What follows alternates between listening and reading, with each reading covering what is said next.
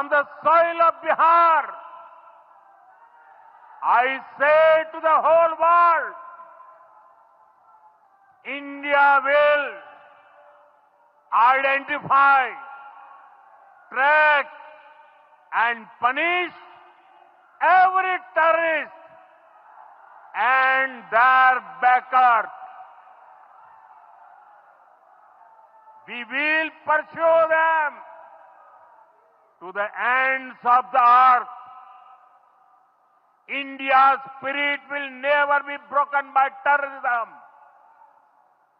Terrorism will not go unpunished.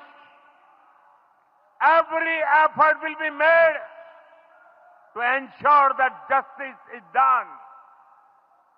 The entire nation is firm in this resolve.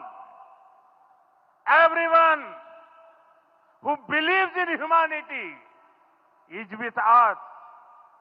I thank the people of various countries and their leaders who have stood with us in this time.